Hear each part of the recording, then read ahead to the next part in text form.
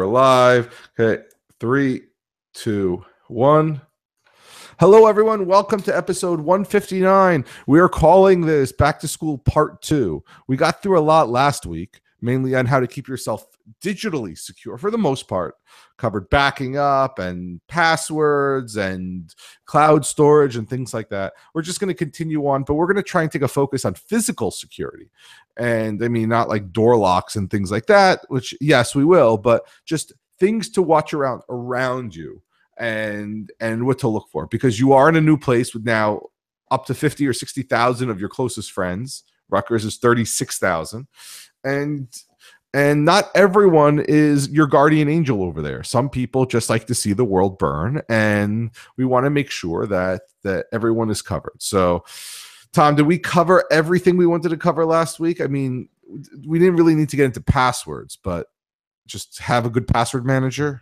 Yeah, I'd say we hit last week pretty well. I'm sure there's something we missed. I'm sure there's something we haven't talked about. And if you would like to have us cover something, then you can join our WhatsApp group and ask us there. I would be happy to help. We have put a few people in there, so just be aware that the WhatsApp group is hopping, and you'll feel free. There's no, well, I don't want to say there's no stupid questions, but not really. I have asked several stupid questions, like what's more important, Wi-Fi or memes or battery life? Well, you can't. We do still memes. don't have the answer. We still have no answer. I mean, battery life is really important. So if you don't know, we want to bust out a subreddit on Maslow hierarchy of needs, and the issue is at the bottom of the pyramid, we agree that Wi-Fi needs to be there. And I want to caveat that with good Wi-Fi, not like crappy Wi-Fi. And then, which is more important than memes or battery life? And that's if I plug in my phone, or if I use a powered computer, I can have unlimited memes. But is that more important than battery life? Because that means memes on the go. This is a serious discussion. And if you would like to join in the debate, join the WhatsApp group. Yes. So again, tweet us. We'll get you right in. Anyway, so you just moved in, everything else. I would say your first goal is to figure out how you're going to, you want to call it hide your laptop? I mean, or when you go take a shower, you got to put your laptop somewhere, or what? I don't know. So it's been a while since I've been at college. But one thing that was unfortunately pretty common is stolen laptops, stolen phones, stolen everything, because people are people and they'll leave stuff everywhere, right? You're living at university, you feel like you're at home. I'll just leave this here for a second, go grab some food or a drink or a snack or whatever. You sit down, your purse, your phone, your laptop, your child, whatever, and next thing you know, it's gone. And only one of those things has legs. So what I did personally is I kept my laptop everywhere. I took my backpack everywhere I went, and if I was even getting up for a minute, unless I was walking over to grab a napkin and looking at the table while I did it, grabbing the napkin carefully and moving sideways towards the table, I did not leave my laptop, out of my sight or away from me for any length of time, unless it was in a locked room. And that's mostly just me being paranoid, because my laptop was my life, right? It had everything on it. I would game on it, watch movies, go to YouTube, post terrible comments on the internet. I did everything, and sometimes a little bit of schoolwork. It was, well, I would always be in the student center, and someone would just leave their laptop and go to the bathroom. Or worse yet, you're sitting there and somebody would go, "Hey, can you watch my laptop for a second?" And the answer to that is no, I really don't want to, because like, I don't know where you're going. You may leave, and then what? I have to leave if I know you. Like, I don't know what that answer is. No, I don't want to laptop. Yes, and it is really annoying. And remember, I was back in the day where we had these huge power bricks, these huge things. You wanted to go to the bathroom for a minute, you had to pack everything up. But you had to do it, and you still have to do it. Yes, laptops now are really small. You can just throw in your bag. But I still walk around and I see people leaving their laptops, their phones on the desk. My students leave the phones on the desk and like go to the bathroom. Like, they leave the classroom and then they come back and say, "My phone's gone." Well, what do you want me to do about it? I don't know. Somebody took it, and I can't just search them. So yeah, phones going missing was pretty common, but not as common as it is today. laptops going missing. That tells you how long ago I was in school. Cell phones going missing was more rare than laptops going missing.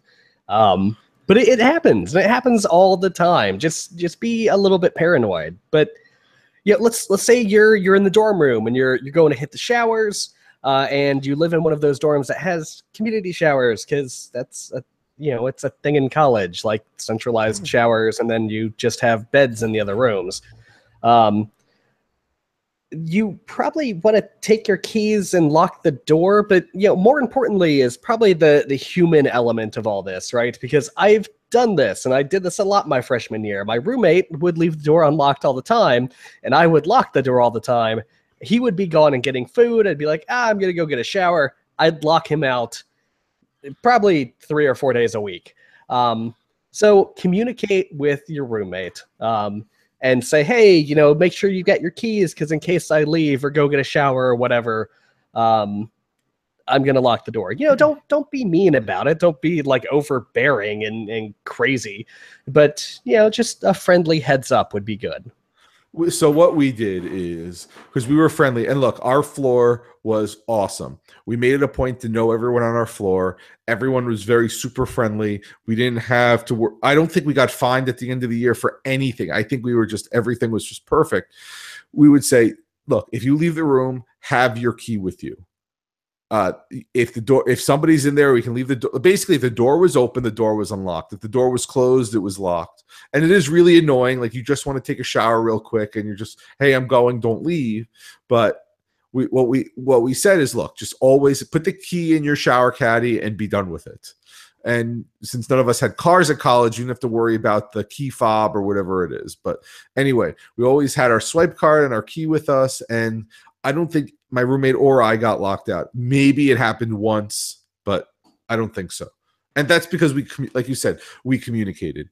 There are people who say, just leave the door open, I don't care. There are other people who are like, I want the room locked, I want the door always closed. But again, learn the room, learn your floor, learn what everyone's about, and roll with the punches. Don't be overly cautious, be overly cautious. If you're afraid, close your laptop, put it away, put it in a locked trunk, and go from there. Otherwise, our floor was good, but your mileage may vary.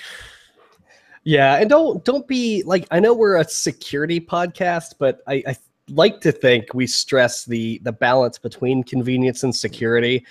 Don't be the crazy person on the floor going, we have to be super secure all the time, and we've got to make sure that our laptops are in 27 different locked chests that you need biometric scanners to get in, and you need to know the secret passphrase to get into the room, but wait a couple hours because we need to run a DNA test as well. Like, don't be that person. That gets annoying real quick. I've known some people like that, and there's a time and a place for that, but it's not college, right? You're not guarding national secrets or anything like that. So, just try to find a happy medium. But the most important thing, as we've said, is communication. Some people are like, so what I did, and I think this is a really good idea, I brought a Foot Locker. I brought a case that I can lock. I didn't do a Kensington lock. I don't think those Kensington locks are worth anything. They're not really. Because because the next part that we're going to get into, if you flaunt what you have, people are going to find a way. It's one of those, like, don't show that you have thousands upon thousands of dollars on you at one time, because you may get robbed. The Kensington lock basically says, here, I have a really expensive computer or device or whatever it is. Now it's your job to get it. You can pick the lock, you can cut it. It's not that hard. The better thing to do is get a little locked area of your room, get a little case or whatever, and tie it to the bedpost, which, again, you can lift it up. But the fact that it's locked, hopefully no one will just take the whole case and move on, like a fire safe or something like that. Or just hide it. Just like straight up hide it under your mattress while you go take your shower or whatever it is. Just don't forget before you, like, or you or your buddies, go and, like, literally jump onto the mattress. that could be bad. Just be careful. Think about all of the unknowns, because they will happen at some point in time. We should probably talk about, campus parking lots, from my experience, are horrible. Like, I have never witnessed such competition between people, and I've seen sports, I've seen esports, I'm sure there are wars that were less intense than people trying to find a spot on a university parking lot. Don't leave your backpack, especially a backpack filled with, clearly defined valuables or your really expensive phone in your car, especially with the windows down, in a campus parking lot, or straight up books. Or books.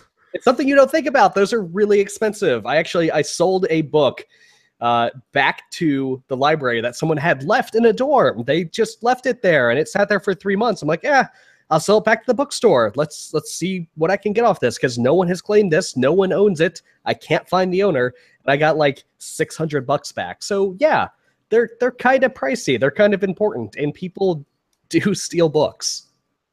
Look, your calc book, $150, your physics book, $150, your whatever, your English book, another $100. There's $400 or $500 just in books that you left in your car. Okay, like I think, like you may think it's cool to put the calc book in the back mirror, but that just means I'm going to bust your mirror to get that book because it's so valuable. So again, people are going to see your car. Again, this is another reason to not have a nice car. One of those things, if you flaunt your wealth, somebody may break into it, or your car is going to be scratched or whatever it is. And remember, everyone's a pretty bad driver. I mean, you've only had your license for a few years now, and you're fighting into really tight parking spots or parallel parking or whatever it is. People, I mean, you do have to be careful, but you have a car, hide things. Put your backpack in the trunk. You said that. Put your backpack in the trunk. Don't leave the wire to your phone, your charger, because apparently the chargers are now worth it, or the satellite. Nobody steals radios anymore, but GPSs, things like that. What's a radio? Well, we have satellite radio, but I don't know. You still buy head units that have detachable faces. Yeah. There are like head units that, like, the most awesome head unit that I've seen was just an aux port. It's got an aux port and a volume knob, and that's it. Like, and really, that's all you need. I mean, mine. Yeah. Look, again, that's a different topic for a different show. But again, it's one of those things. If you don't, with another overlying thing, if you don't show your wealth, people are not going to go after you. And if you leave the door open, like literally leave the door open or unlocked, somebody's going to go in and take it, because the likelihood of you catching them or finding them is basically zero. And you can write all the police reports you want. You're still at all your books, and you still have to buy more. So here's a small, not really security related pro tip, sort of a financial pro tip. Sometimes, and you should check with the library, but sometimes the library will actually have the book you need available for short hour, 2 hour rental period. So if you just need it for the homework, you can check there. You'll probably have to fight someone for it, but you can totally check out the book at the library. Or work with your roommate. I mean, if you're dorming with you, at least where I was, we had similar goals. Work with your roommate. One person buy the book. One person, again, your mileage may vary on how well you work together, but little things like that. So there, if you can get the book, if you can rent the book, don't buy new books. Whatever you do, do not buy new books. Go on eBay. Here's what I did. I bought the books as soon as I found out that. How did I do this? No, I'm sorry. I waited until the end of the first semester. I waited till the first class. The professor said, "This is the book we need." I made a decision on whether we needed the book, because sometimes they just say, "We'll have a homework assignment here or there." Yeah, then you can go to the library, you can find it, or you can beg somebody to let you borrow it. But for the most part, about half the classes, we didn't use the book. So the ones I did, as soon as humanly possible, I went and ordered it. But I waited for that class to make sure. When I was done with it, as soon as the final was over, I put it for sale. And turns out I actually made a few dollars off of it. I mean, I wouldn't make much, but I didn't have to. The difference is I didn't have to buy anything. Basically, after the first semester, I didn't have to buy any more books. I did this system, and it was a pain in the neck. But you know what? I made some money. So, yeah, there's a lot of different ways to sort of circumvent the system, or spend less than people say you need to, and get away with it. One thing you probably should spend money on is a backup system, but we covered that pretty thoroughly in the last episode. So give that a listen if you haven't already. We go into all the software and, technical security you should be thinking about when going to school. For other, oh, go ahead. I was going to say the next thing that I like to discuss is, so we always had this problem. It's late at night, it's raining, the person has a lot of boxes, and you're at the key swipe thing to get into your dorm, and somebody's saying, hold the door open. Don't do that. I know you want to. Don't hold the door for people unless you absolutely know that they're in your dorm. Now, I knew everyone in my dorm, but they'll always be, oh, I'm somebody's boyfriend, I'm somebody's girlfriend. And then you find out later on that they're putting all these takeout menus on your door. It's hard to say no to, but this idea of not shoulder surfing. It's tailgating. There's some like weird word for tailgating. For somebody to try and get in. Try to avoid that. If you see somebody, try and find out as much, make your own decision. They're holding a couple boxes. Don't just say because they're holding a clipboard, they're important. Because now I'm telling you, if you ever want to look important, hold a clipboard. Or a stack of pizza boxes. Pizza box is also good. Okay, try and not put yourself in that position. If you're really nervous on who this is, let them try and go first. Or you know what? Put your card in your back pocket and say, oh, I thought I had it. But again, try not to let people follow you in. And I know it's hard to say, but you can be right up front about it and say, I don't know who you are. You can say whoever you want, but I'm sorry, I can't let you in. Or I'll let you in, but I'm going to take you right to the resident advisor and they'll talk to you. And if they're a good, legit person, they're going to go with you. If not, they're not going to. Yeah, so I've totally been guilty of the tailgating thing and the raining guy with boxes. Like I totally let people in. I know you shouldn't. Our dorm room was a bit weird. Or our dorm building was a bit weird. So we actually had an entrance, and then inside you would swipe to get in. So I'd open the first entrance for people all the time. People would wait there with pizzas, and you come down and come back in, and some guy would grab his boxes and totally forget to bring his card to swipe back into the building. And yeah, okay, fine, Bill. You lost your card again. Yeah, all right, get in the building, get in here. Yeah, I'd probably charge him a pizza slice or two, but it's totally your call. One thing that, a tenet of security that I think is under discussed, but just as important is availability of the service or data or access to the place you live. So usually the college will give you a key for your dorm room, and then give your roommate a key, and then your RA has got keys to the floor, and it's usually college policy that you get like a free unlock and they charge you whatever, a couple bucks to unlock the door. If you want to avoid that problem and you have a safe place to put a spare key, go get a spare key made. Like they're automated machines now. They're in every Home Depot or Lowe's or Walmart. Walk up, stick the key in, throw a couple bucks or swipe into the machine. It's like $5 or something for a key, and get a backup made.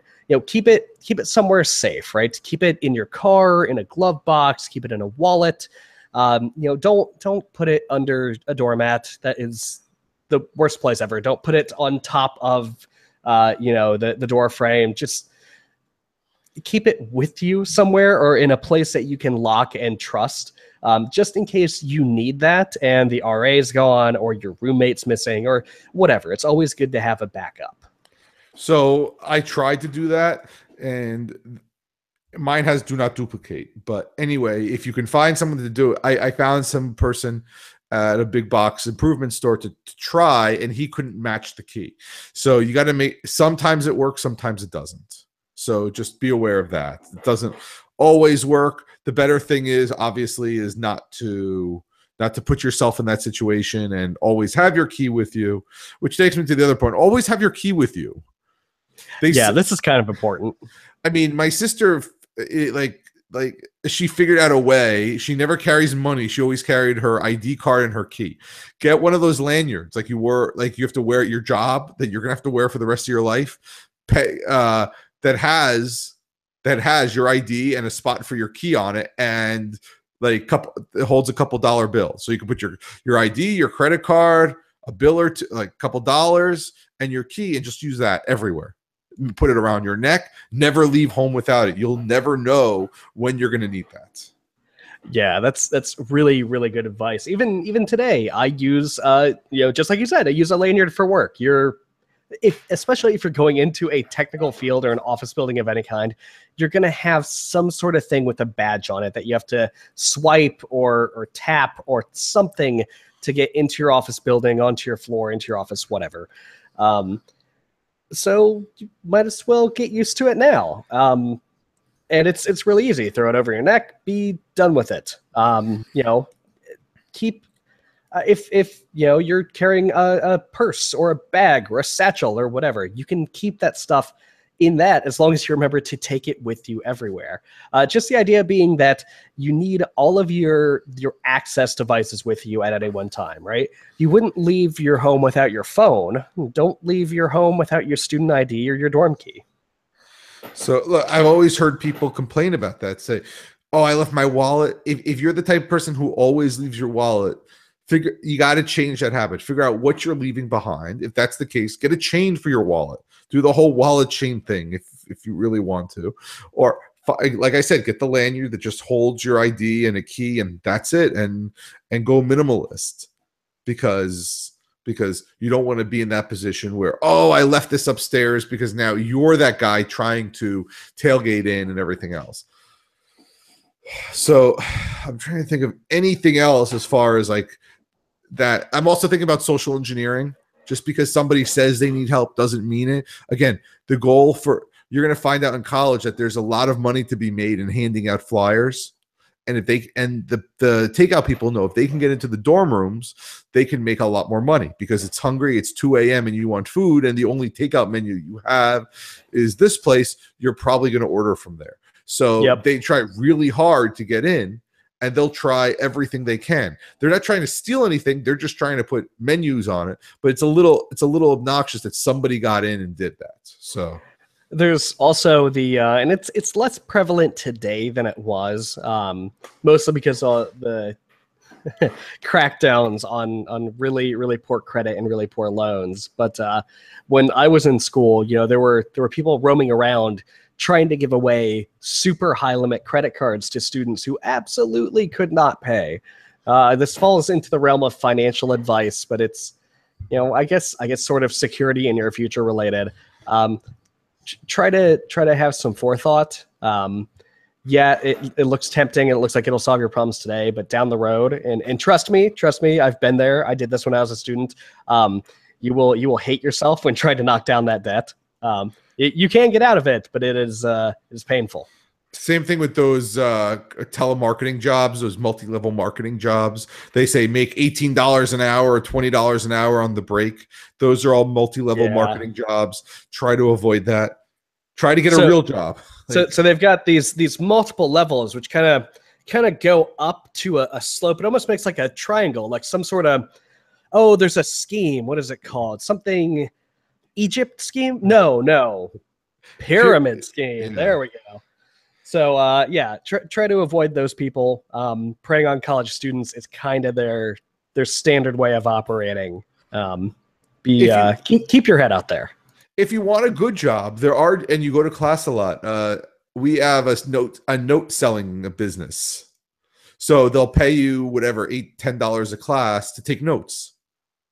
I don't know what it is. I was a horrible note taker, but my wife did it and got some money for it. So I worked a couple different jobs in college. I worked as a TA for one of the tech people, and I helped grade papers. I administered tests. I worked with students through the lab and did some rudimentary tutoring. And I also worked for campus IT. So I helped with all of their systems, helping students, like low-level help desk stuff, nothing crazy. But it was enough to give me some video game money and pizza money. So that's all I really wanted.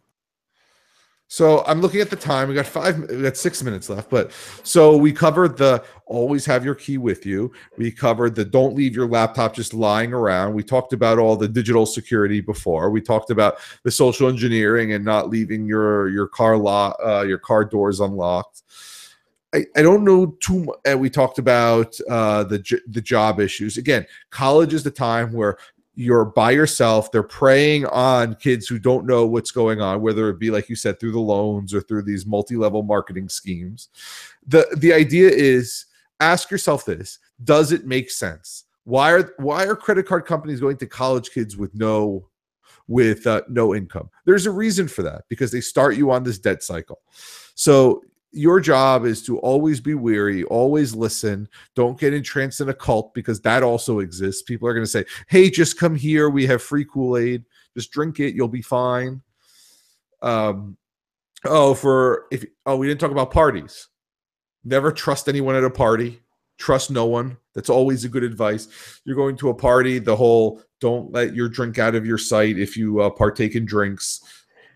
That's a really important one. If you want to, if you're female, you can actually, from what I understand, they're fairly cheap. I haven't looked in a very, very long time because I wasn't looking for myself. But they actually have cocktail drinks that, if there is something nefarious, if someone has drugged your cocktail, you can add a straw to your drink and it will turn a different color if the drink has been tampered with. These are super awesome. I saw like a project where a girl had nail polish that would do the same thing. These sorts of tests and little grabs they're cheap, they're effective, and it can literally save your life. So be careful out there. My friends who were girls did is they always had the buddy system, right? So one of the girls was free to party and drink and go, totally get way too into the party scene, and her friend would hold back a lot and be kind of not necessarily the designated driver, because you walk everywhere in college, but sort of the designated walker. Make sure you've got a buddy to watch your back, because that's very important. Even the guys did that, right? So if we didn't know where we were going, one of us would be, designated lookout, just in case one of us got into trouble. We never did, but it's always good to be safe. Again, that's always have someone watching your back. It's always a good thing, because you never know. Check the health. All colleges have some sort of health system. All colleges have some sort of taxi service. I know that we had it. You call a phone number, or somebody will come pick you up from basically wherever you were at and drive you home. It's a free service, part of your tuition. The health center had all these health screening tests. If you're nervous about what happened last night or anything else, ask around, because you are not the first person to have this problem, and somebody has tried to solve it. That's why I said ask around. You'll be surprised at what people know, what people have, and everything else. You want to go on a diet? There's a nutritionist for you that's probably free. You want to go to the gym? They have everything you can possibly want. You want to be a board member? Not board member. You want to play board games on a committee? They have that too. So you always want to ask around and find out what people have, because you are not the only one with that interest. And keep in mind, you're paying for this. Your tuition dollars are going to all of these services. So if you want to go to the free health clinic because you think you've got like the stomach flu or something, dude, go check in. Get some like Pepto-Bismol or something from them. Like you're paying for it. Go take advantage of it. I know at my college we had student legal services, which is like the best $15 you can spend per quarter. They literally give you full-time, real, legitimate attorneys that will defend you in anything. I actually had an apartment try to, basically mess with me on a lease that they were trying to do something with. I forget the details of it, but basically one strongly written letter from this, $15 a quarter attorney that I had solved all of my problems, took care of all of the legal stuff I was involved with. If you have that option, by all means, pay the money. For me, it was $15 a quarter, but frankly, it's worth thousands of dollars. It's totally worth it to have that on your side. So again, like you said, you pay for all this. I didn't know if we had this. I'm sure we did, like a sort of legal service for you. But anything you want to do, college will have, especially a big state school, you'd be surprised. But again, it's all about you. You're on your own. Like you were literally on your own. Mommy and daddy are not there. and everyone's on their own. So it is sort of the blind leading the blind, and you want to make sure that you're safe, because there are those upperclassmen, there are those bad people, there are those people on the streets that do have problems. So that are going after you. Again, it's just common sense. I guess that's the best thing. The recap for the night is have common sense when you do things. And have fun, right? This is the one time in your life when you're going to be, you know, living in a dorm, at school, or hanging out with all these people, right? Go make the most of it. This is a great, fun, awesome time. Just go out there and get crazy. The best 6 years of your life? No, I would say no, but you know, it wasn't bad. Probably not the best. I think right now is probably the best years of my life. Yeah, don't rush college. College is a lot of fun. You do need to have all those bad experiences as long as you recoup from them. Go out and make mistakes, because you can, for the most part, you can get away with them now. So anyway, we're gonna end because we're over, and we will hopefully see you next week. Bye, everybody. See ya.